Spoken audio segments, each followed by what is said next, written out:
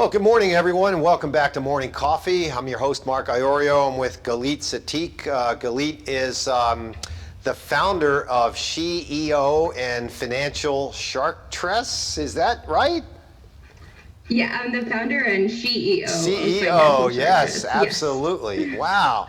We're going to talk about this is a great topic, Galit, because as I was saying before we went on the air, we have family members who are like, they're not shopaholics, but they're buying so much, not looking at their budgets during this pandemic. And I want to talk to you about what you're finding out there with regard to, people just kind of impulse buying and what that's all about. Yeah, it seems, especially during this time when everyone is under so much anxiety, there's a lot of retail therapy going on. And impulse purchases are really depleting the savings right now when people need it the most. Yeah. The people in the best situations are the ones that had emergency funds and budgets going into this. Sure. And I think we have to take a step back and look at our purchases and think about, why am I buying this item? Am I buying it because I need it? Or am I buying it because I'm trying to fill a void or counteract some emotional angst? Yeah, exactly. Tell us a little bit about your business, why you started it, and what you do for folks. Yeah, so I actually I've been in finance for over a decade, but it was kind of like a winding road to get here. And what I found is that every company that I went into, I stepped in and started to improve and basically fix up any systems that they had in place. Okay. And then when I decided to go off onto my own, I was actually working at a tech startup, and I got to build all of their financial systems from scratch. And I was like, oh my God, this is amazing. I want to just do this full time for multiple companies.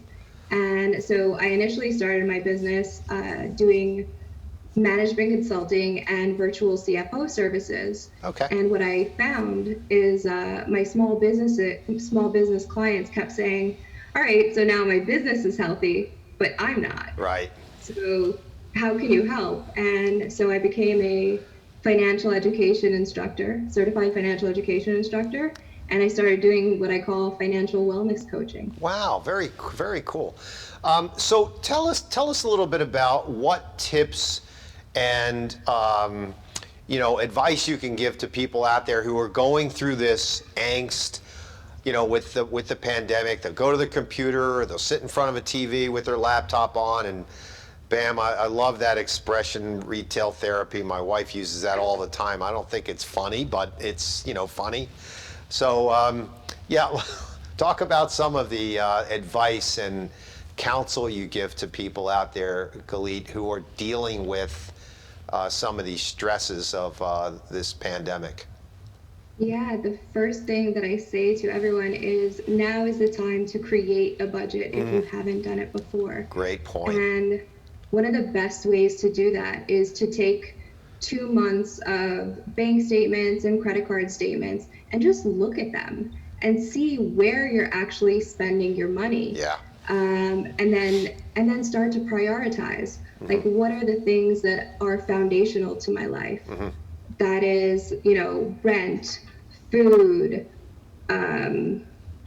things that are expenses that you can't avoid, right? It's every month, utilities, things like that. Sure. Those are one category. Yep. And then you have your variable expenses. And actually, since I am the Financial Sharktress, we do this with my clients in a fun way. It's called the Blissfully Beachy Budget. So you've got your sand, which is all your foundational expenses, right? Yep. Then you have your variable, which are the waves.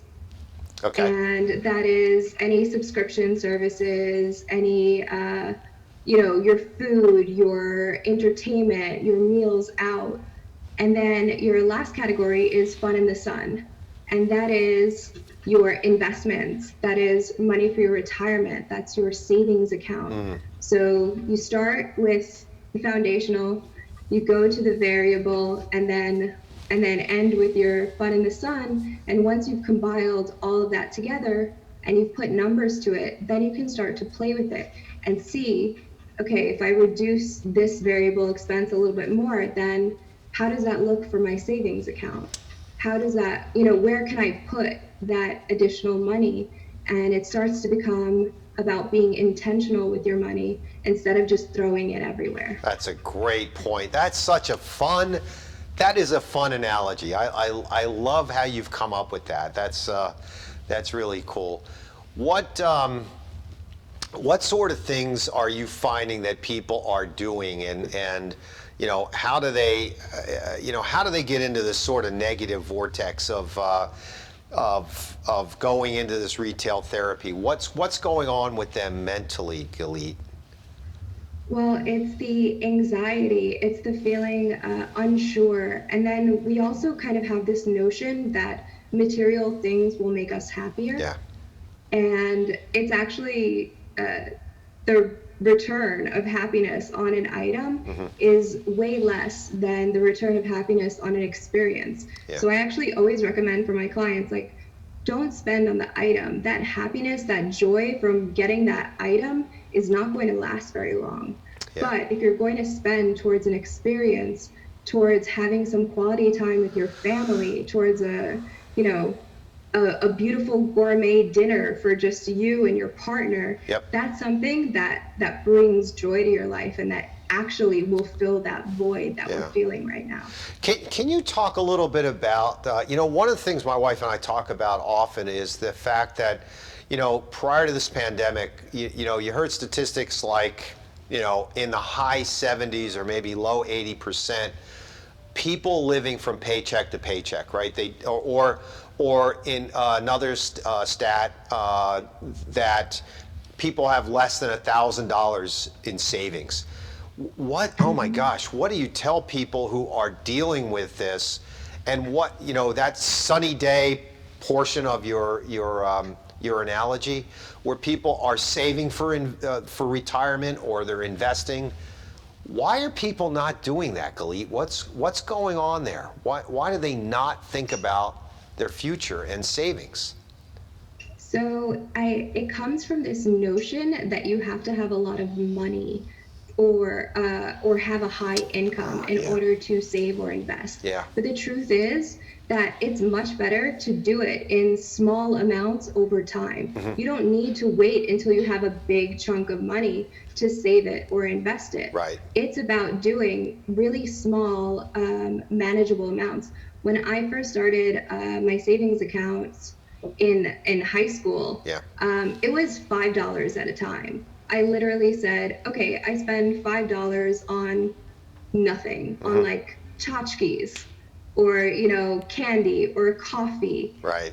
Why not put $5 a week or $5 every 2 weeks into a savings account and let that money start working for me?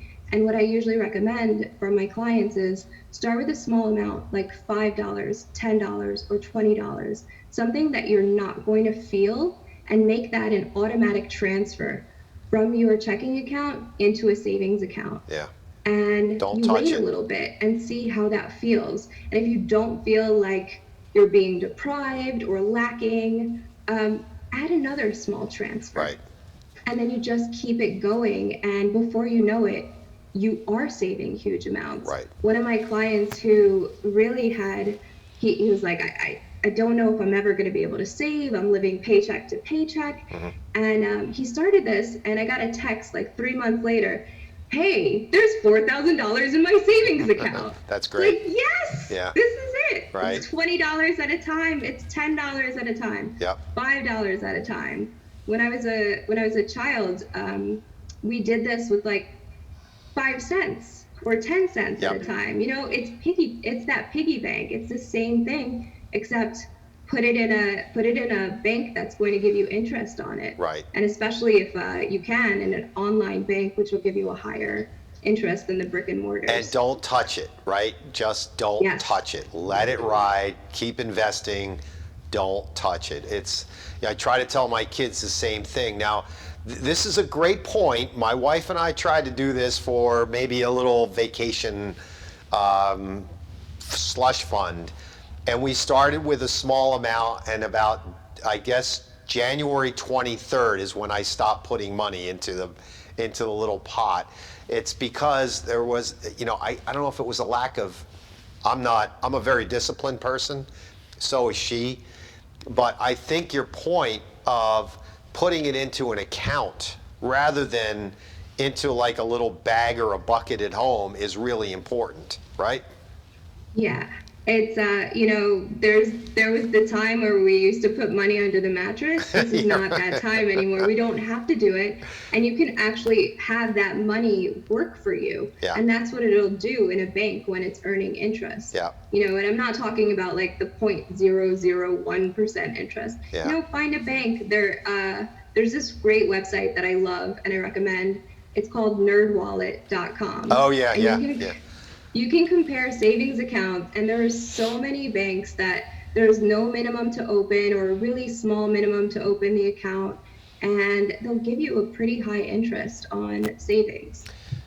I think your advice is so right on the money here in terms of getting people to put a structure in place or discipline in place, and change their behavior, and that little story you just told about that gentleman who was living paycheck to paycheck, and 3 months later, $4,000 is a lot of money. I don't care who you are, and being able to do that is such great advice, Galit. You're inspiring a lot of other people. Where's the passion come from that you have to be able to do this? Oh, so I firmly believe that I want people to never have to live in a toxic environment just because they don't know how to handle their own money. Right. And my childhood was that kind of environment. I grew up in an abusive household.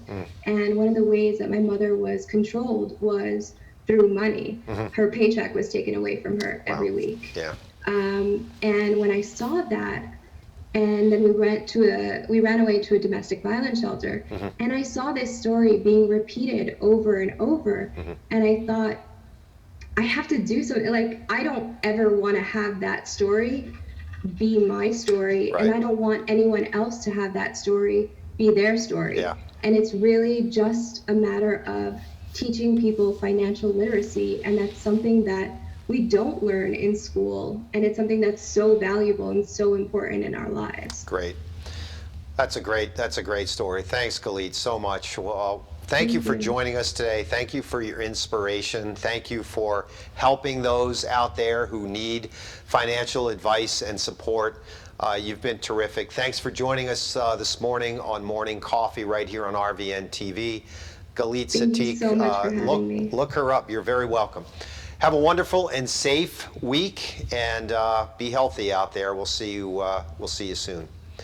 Thanks. Ladies and gentlemen, TV, we'll see you next Wednesday morning right here. And be safe, be careful, be healthy, and help those who are less fortunate than you, please. We'll see you next week.